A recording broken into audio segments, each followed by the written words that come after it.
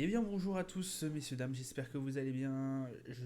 On se retrouve pour cette review, on est le 25 janvier 2024, il est exactement 21h, on est 1h30 avant la fermeture de Wall Street. Petite review, comme d'habitude de semaine, 7464 points pour le CAC 40, plus 0,11%. On est à plus 0,40 pour le Eurostoxx, qui fait quand même une très belle semaine, hein, parce qu'il a bien monté encore hier aussi. 4582 points, 16 906 points pour le DAX, plus 0,10 tout juste dans le vert. Le FTSE encore pire, hein, plus 0,03 tout juste, 7529 points. Pour l'instant le Dow Jones gagne plus 0,15%, on est à 37 861. Le Nasdaq qui perd moins 0,15, notamment sanctionné par Tesla. Et on a le Nikkei 225 qui est à plus 0,03, il a fini à plus 0,03. Le pétrole Brent qui gravite encore, qui grimpe plutôt, 82,50$, le 11 d'or 2017,98$, l'euro USD à 0,84, le Bitcoin 39 963$, palmarès du SRD, on a Nokia qui fait plus 10,10, Vision Group plus 6,64, on a une frappe qui fait en plus 5,19. Au niveau des plus fortes baisses, Forvia, moins 4,48, Téléperformance 6,17 et Vetokino qui fait à moins 7,17. Aujourd'hui, grosse actu, ça va être marqué notamment par Christine Lagarde. Effectivement, son discours, sa conférence qui s'est passée peu de temps après justement bah,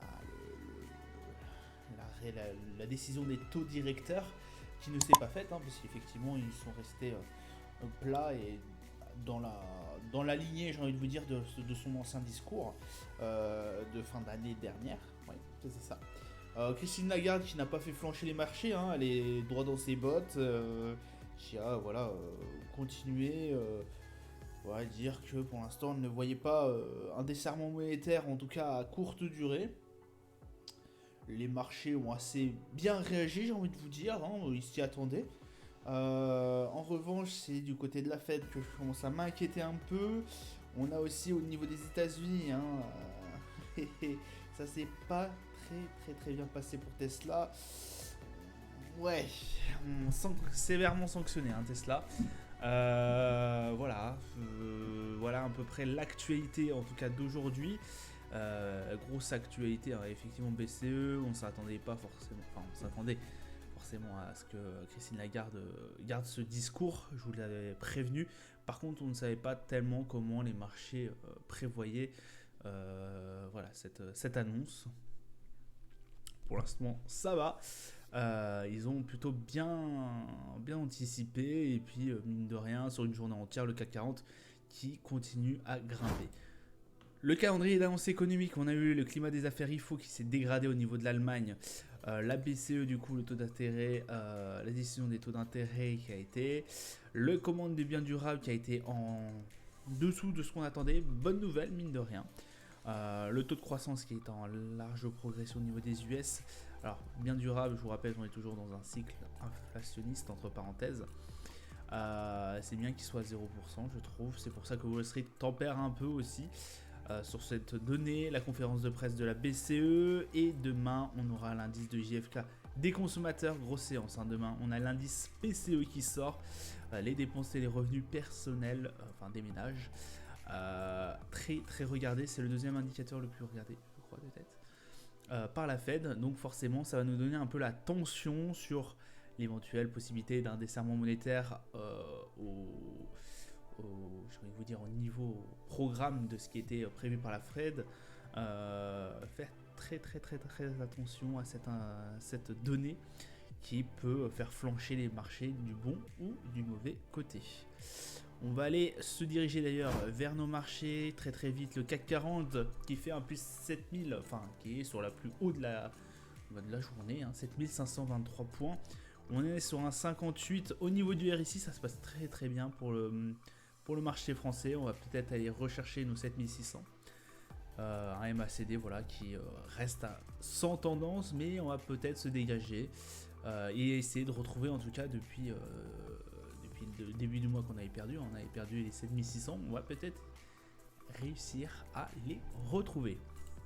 Pour le Brent, belle remontée, $82. Je vous avais dit, faites attention, le Brent, je le vois bien au-dessus des 80 $. Là, on voit bien que c'est en train de pousser. Un petit volume quand même, enfin un petit volume, un bon volume plutôt d'échange. 63 au niveau du RSI, on a un MACD voilà, qui change de tendance. À voir si les 85 $ seraient atteignables pour le Brent. On se méfie quand même du contre-coup, on est vraiment sur le plus haut de la séance sur le Brent aussi. Écoutez, voilà, on a pas mal d'actu en tout cas sur le Brent, entre la mer du Nord, le conflit israélo-palestinien, etc., etc. On a pas mal de choses qui peuvent rentrer en compte et qui peuvent faire énormément bouger le Brent. On a aussi les réunions d'OPEP, surprises ou non, et puis surtout des surprises ou non de la qualité des... comment vous dire, de la qualité de certaines décisions, j'ai envie de vous dire, de la qualité de certaines décisions des pays membres de l'OPEP. Alors, je dis ça, mais par exemple, la Arabie Saoudite, on avait fait une review là-dessus il y a quelques temps, qui avait promis, je crois, de ralentir d'1,5 million de barils mise en circulation, qui n'a pas pu tenir, parce qu'ils savent que, en fait, plus ils retirent de barils, moins forcément ils sont gagnants. Ils essayent de faire bouger le prix, mais pour l'instant, bah écoutez, le prix n'a pas envie, il n'a envie que de dégringoler et pas forcément de monter. Alors hormis là aujourd'hui, on voit quand même que grossièrement, voilà, ça se dévalue de plus en plus le Brent. On oscille plus aux alentours des 80, 70 $ que des 90. Alors quelquefois on est remonté à 90, mais ça reste grossièrement dans ces eaux-là. Le 11 d'or qui remonte un tout petit peu, alors ça c'était bien, on avait bien perdu aussi au niveau de la journée, on est monté à 18 $. Voilà, on va redescendre petit à petit, je pense. Ça va peut-être être une séance baissière en tout cas pour notre cher 11 d'or. 46 au niveau du RSI, un MACD, bon, voilà, qui a perdu sa tendance. Largement moyen aussi qu'on atteigne les 2000 $, le 11 d'or. Le S&P, messieurs dames, 4880, ça se passe plutôt bien pour le S&P, toujours en montée. On verra ce que ça donnera pour demain. 72 au niveau du RSI, le MACD en tendance haussière. Bon volume pour un jeudi. On va voir ce que ça va donner sur la séance de demain. Mais voilà, peut-être un bon confort. En tout cas, on est assez confort sur cette position. Je vais voir moi si je vais pas prendre une position la semaine prochaine. Je vais attendre cet indice PCE pour voir ce qu'il en est. Le Nasdaq, lui, en revanche, est en recul, 17 480 et quelques. Bon, ça reste quand même, voilà, on n'est pas subjugué, on n'est pas outré de voir un Nasdaq qui recule un peu. Franchement, ça fait sur des grosses séances, on a eu des belles séances quand même. Voilà, sur la semaine, ça s'est plutôt bien passé. Bon, voilà, là, c'est en train de se disputer. Est-ce qu'on va finir dans le vert ou dans le rouge? Ça a joué, à mon avis, à très peu. 74 au niveau du RSI, on a un gros RSI quand même. On est bien au-dessus de la moyenne et on est surtout dans la zone de surachat. Donc, à voir ce que les investisseurs vont décider en tout cas demain. Grosse séance pour le Nasdaq demain, forcément. Le volume qui est assez conséquent. Hein. Lui, on a eu un bon volume aujourd'hui. Bon volume d'échange. Pour le Dow Jones, bah écoutez, 2 séances d'affilée hier et avant-hier où ça s'est fini dans le rouge. Là, peut-être éventuellement, on va peut-être finir dans le vert. En tout cas, ça a été quand même une semaine assez bonne, hein, j'ai envie de vous dire. À moins que demain, on ait une grosse surprise et que là, ça peut très vite finir dans le rouge la semaine, puisqu'on n'a pas non plus grappillé énormément de points. Mais il fallait souligner, on a quand même pris de quelques points. Le MACD toujours en tendance haussière et un volume d'échange qui est assez intéressant. Voilà, ça sera tout pour moi pour aujourd'hui. Demain, indice PCE très attendu. Soyez vigilants et je vous souhaite une excellente journée.